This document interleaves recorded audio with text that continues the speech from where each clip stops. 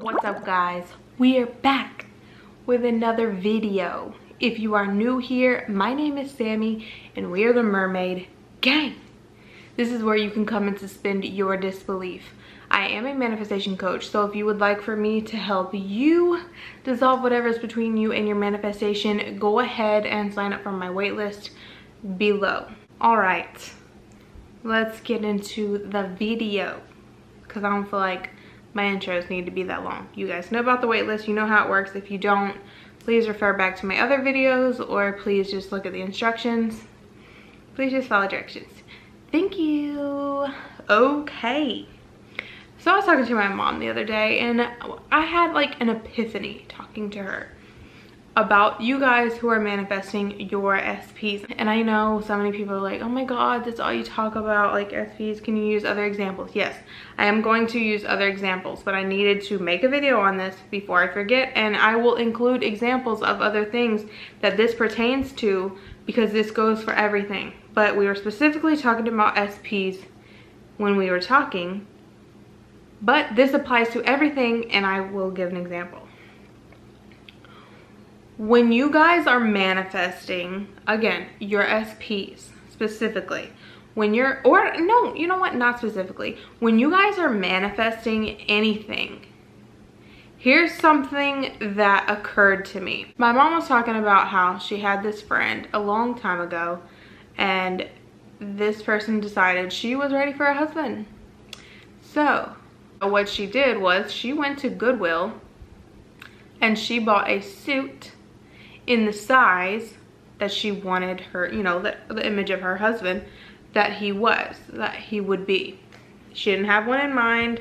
She just knew she wanted a husband and what she wanted him to look like, his size, his qualities, whatever. She went and bought a suit and she put it in her closet as if there's a man living there. Her husband is living there.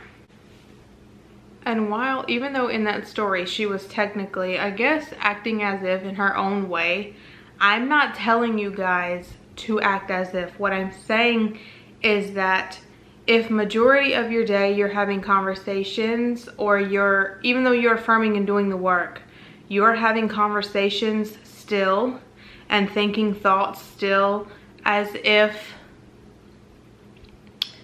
you know, describing that you don't have what you want or trying to figure out how to get it or whatever, even though you know how to do it, you know, because you're doing the work, but you're still not getting it. So you're still like talking to your friend or talking to your manifesting buddy or in the group or whatever, or whoever you're having these conversations with, or the times that you're thinking throughout the day about how it's not there. This woman fully was living in the end. If it took a suit for her to be able to fucking do that, then that's what it took. But the thing is that if you're affirming on a schedule, some people set affirmation appointments or whatever, that's fine. But if for the rest of your day you're still thinking as if you don't have whatever you're trying to manifest, whether it's the money, the job, the house, the car, the person, then you're negating the work that you are doing because you're reaffirming an assumption that's already there,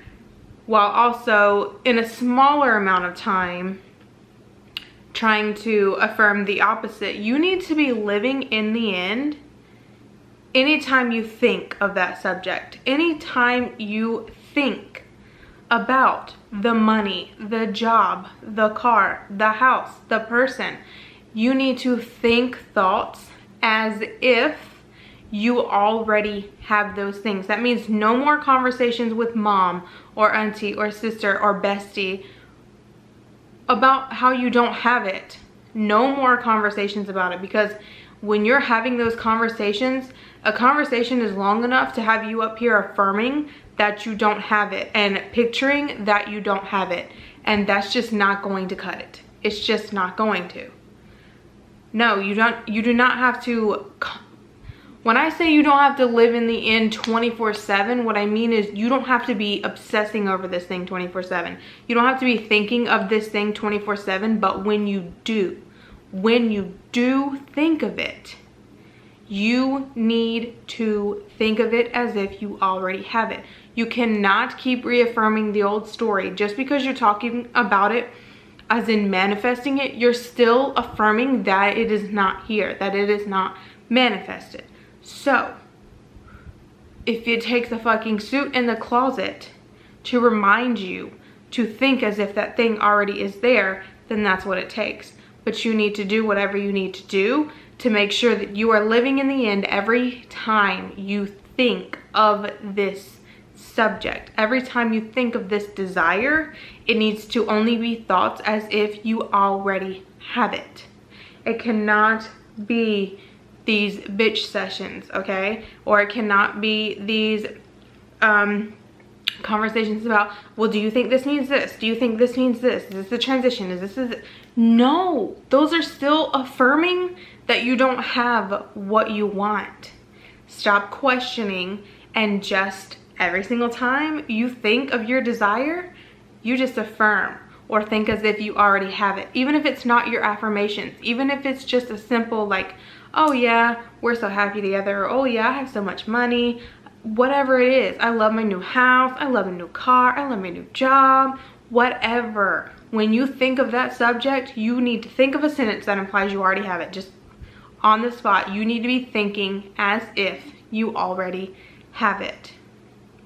And although when I say what you do in the 3D doesn't really matter, it doesn't, as long as it is not causing your thoughts to be that you don't have it.